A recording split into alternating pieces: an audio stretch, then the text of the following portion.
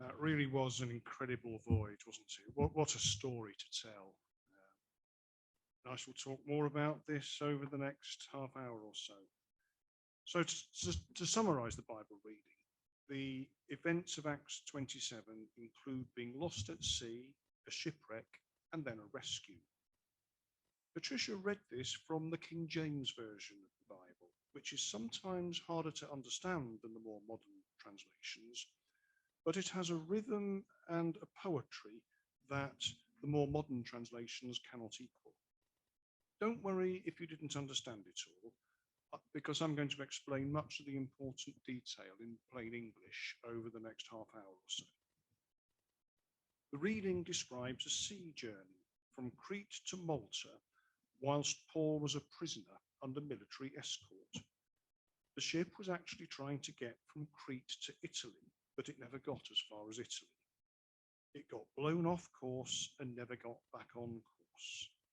Before I go into further detail, let me first set the context of the story. I will then look at the geographical and historical detail. And then finally, I will suggest some lessons that we can all learn from this. We read about this in the book of Acts. The author is not explicitly named, but he is believed to be Luke, the same person who wrote the book of Luke. He certainly has an eye for detail, and he is very precise in his description of events. He was with Paul on this journey. The main person in this story is the Apostle Paul. We don't know exactly when Paul was born, but it is widely thought to have been at around the same time as Jesus was born. He was born in Tarsus, in modern times, that is in southeastern Turkey. After a dramatic conversion to Christianity, he became one of the religion's first travelling salesmen. He travelled extensively, particularly around Turkey and Greece, helping to establish and maintain churches. He was a pretty tough character, an adventurer, and his activities often made him unpopular with local Jewish leaders and others with vested interests. After one riot, which is described in Acts 22, Paul had to be rescued by Roman soldiers and placed into protective custody. The authorities couldn't work out what else to do with him. He apparently wasn't breaking any laws, yet he was saying and doing things that were very controversial. And the things he was saying and doing were stirring up trouble. The local governors must have been getting very frustrated. Paul eventually broke the deadlock by claiming his right as a Roman citizen to be tried in Rome by the emperor himself. He was still a prisoner until the trial should eventually decide otherwise, hence the military escort. And it is while he is on this journey that we read about these events in Acts 27, which took place in the October of AD 59. This is around 18 months after his arrest, so Paul would have been in his mid to late 50s at this time, around the age that I am now. Use your imagination and put yourself into this position. You are on a sailing ship with 275 other people. It is a voyage that you shouldn't even have started. Your captain was warned not to set sail because bad weather was expected, but he sailed anyway, and you're now committed. You can't turn back. Soon after you start, the bad weather sets in.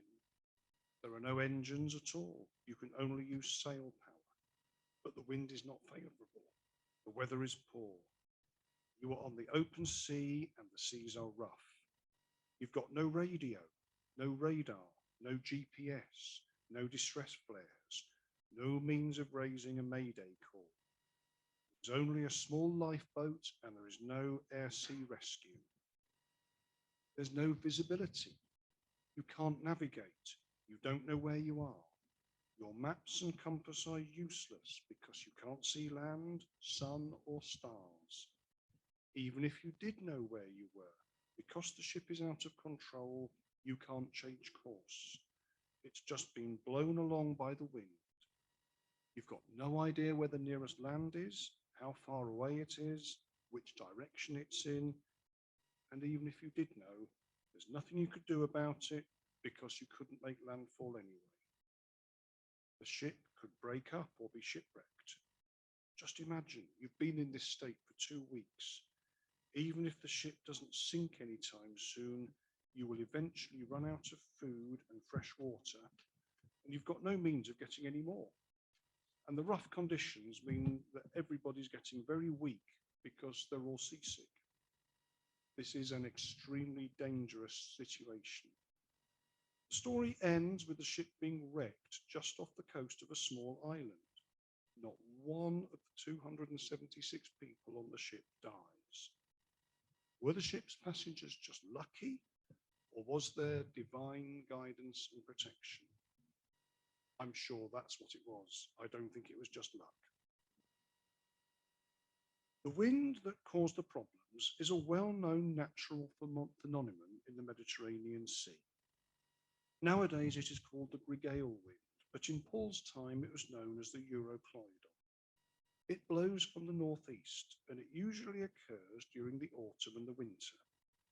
It occurs when there is high pressure over Central or Southeastern Europe and low atmospheric pressure over Libya, which is to the south. And this forces a cold and stormy northeast wind in the direction of Malta. So the next slide is a short video of about half a minute showing you what this wind actually looks like. Play it now, please. Thanks.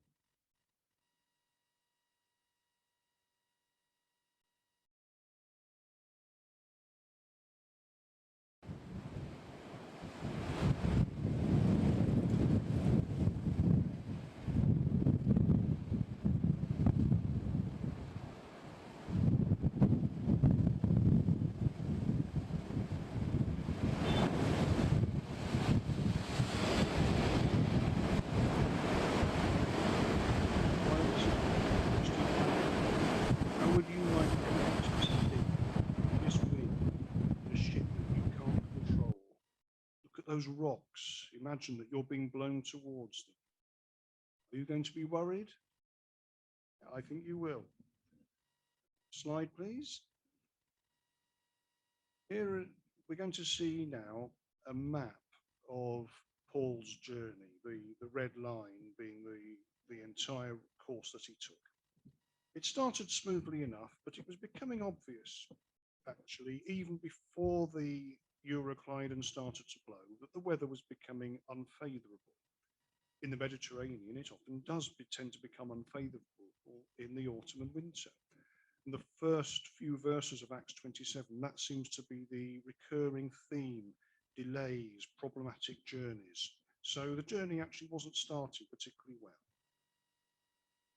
So now on the initial journey from Sidon to Myra, verses 2 and 5, the implication is that the prevailing wind was blowing from the west, meaning that the ship had to pass to the east and then to the north of Cyprus.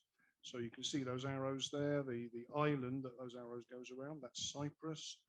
And this wasn't the preferred route, because ideally, if you were starting where he was starting, you'd rather go to the south of Cyprus, because that's a lot quicker. Because it's not the preferred route, it would have taken a lot longer to get to the destination, and this delay now meant that there was more likelihood of getting caught by the notorious Euroclydon. The centurion in charge of the escort now found another ship for Paul. This was an Alexandrian ship sailing from Egypt to Italy. These were grain freighters, specifically designed for the purpose of carrying grain. It was a very important trade. Rome and the surrounding area didn't grow enough grain of its own, and so it had to import grain from the provinces. If Rome ran short of grain in the winter, there was a risk of civil unrest in the capital of the empire. And so for this reason, maritime traffic to support grain imports was heavily encouraged by the authorities. There were therefore financial incentives for the ship's pilots to make the journey late in the season, even though it was risky. These freighters were large ships. Imagine in your mind's eye 16 double-decker buses parked in a block, 4 buses long and 4 buses wide. That is roughly the footprint of a typical grain freighter of that period, 140 feet long by 36 feet wide. The ship had one mast with a big square sail, and instead of what we think of as a rudder, it steered with 2 paddles on the back part of the ship. They were sturdy ships, but because of their design, they couldn't sail into the wind. They also took fare-paying passengers for extra revenue, which is what was happening in Acts 27.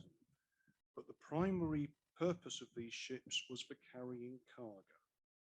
Passenger comfort was not a consideration. And it was on this ship, after some difficulty, that Paul and his escorts reached Crete. The wind by now was blowing from the northwest. However, this is implied rather than being stated explicitly. This meant that they were unable to dock on the southwest coast of Turkey as they planned at Cnidus. So instead, they came to Crete.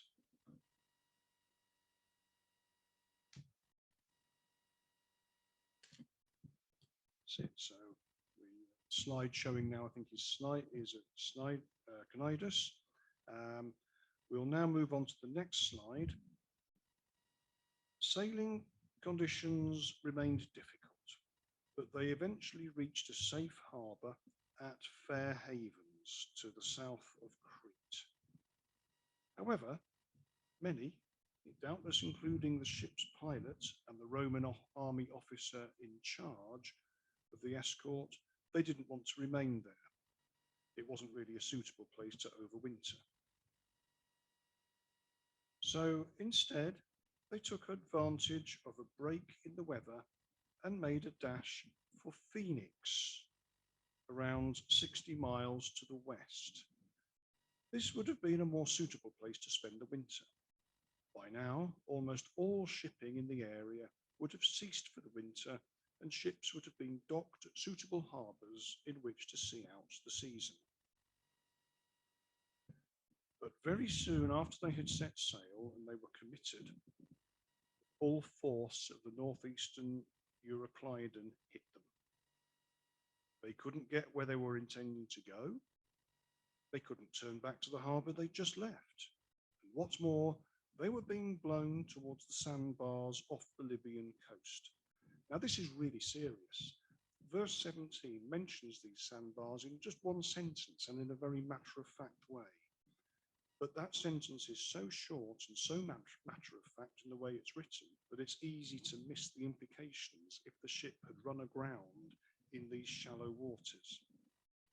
It would have become permanently stranded many miles from land and with no prospect of either escape or rescue. Everybody aboard would have died. Small wonder those sailors were afraid. Anyone aboard would have known that the ship and the passengers by now were in serious danger. The crew jettisoned the cargo and they threw all the non-essential items overboard. At this point, the ship would have been out of control. Because of the clouds, it was impossible to see the sun or the stars in order to navigate. They were lost at sea, many miles from land, and because a lot of the equipment had been jettisoned or damaged, it would have been impossible to steer. The storm continued for days. Nobody was expecting to survive. Paul couldn't resist telling the crew and passengers, "I told you so." It's actually not a very helpful thing to say at this point, but Paul was only human like the rest of us. Like everybody else aboard, he would have been cold, wet, weak, dehydrated, and seasick. But then he gives them an assurance based on a visit from an angel. What an assurance that would have been. They will all survive, but the ship will run aground at an unspecified location and be destroyed. The storm is still raging at this point, and it keeps raging for several days longer. After 2 weeks lost at sea, the ship finally runs aground at a bay in Malta. The ship is wrecked, but everybody survives. Crete to Malta, in a straight line, is around 540 nautical miles, although their course may well not have been direct. So what are the lessons from this passage? Lesson 1. This passage is fact, not fiction. This really happened. The historical accuracy of this passage can be verified against other sources. Luke, the writer, gives many details, and they can be cross-checked against other facts and sources, and they add up perfectly. You can trust the Bible. Lesson 2. God's timing and geography are perfect. What are the chances under those conditions that you could get 600 miles from where you started, across open seas, on a damaged ship, to a suitable landing point on a small island only a few miles across, in the middle of a huge sea? Miss that island, and your next chance of landfall is 200 miles away. And you probably won't even realize you've missed the island. And even if you did realize, you've got no means of turning back towards it because your ship is out of control. Your chances of survival on this ship would be roughly equal to what you'd expect walking across the M25 blindfolded. But God directed that ship to exactly the place where he wanted it to go, kept it away from the places that he didn't want it to go, and it arrived at exactly the right place at the right time. I'll say it again. God's timing and geography are perfect. Lesson 3. God keeps his promises. Verses 22 to 26 state that he promised everyone would survive the journey, and verse 44 states that they all did. God kept his promise. Lesson 4. God might give you a general assurance that everything will be okay, but he will normally not specify the precise details at the time that he gives you that assurance. Paul wasn't told the final destination of the ship. He wasn't told precisely how he was going to make it to Rome. He was just told that he would. In our lives, we might get a promise from God, but we might not get the full details either. We don't need to know these details before the event, and actually it's probably best that we don't, because to quote from a Sabbath school verse this morning, Exodus 14:14, be still and let God fight for you. Otherwise, you might actually start to try to do too much and try to give God a hand. He doesn't need our help. Lesson 5. The storm may not stop immediately after you get the reassurances. Verses 21 to 27 do not explicitly give an interval between the angel appearing to Paul and the safe arrival of the ship on a Maltese beach. We cannot assume that the reassurance immediately preceded their safe arrival. Sometimes it might take some time for God to answer your prayer. His time is not the same as your time.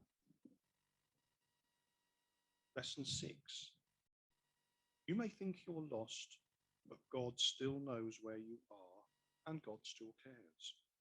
Paul, Luke, and their shipmates were adrift in the middle of a huge and stormy sea, and they spent almost 2 weeks not knowing exactly where they were. But God knew where they were, and moreover, he had even numbered every hair of their heads.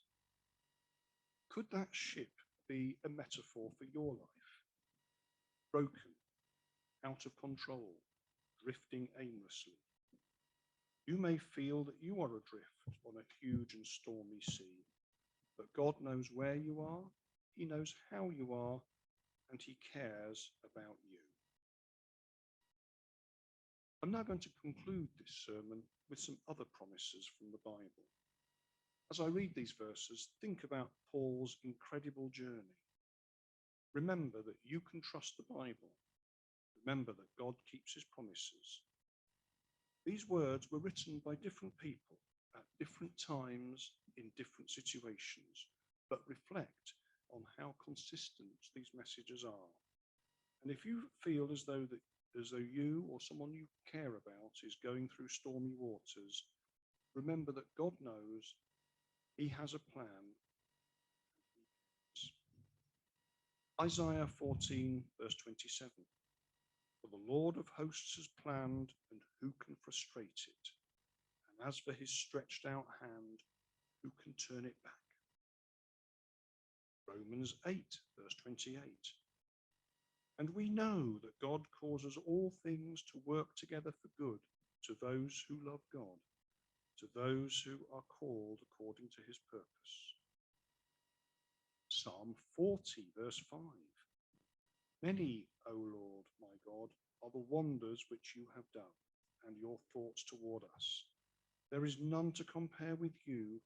If I would declare and speak of them, they would be too numerous to count. Proverbs 16, verse 9.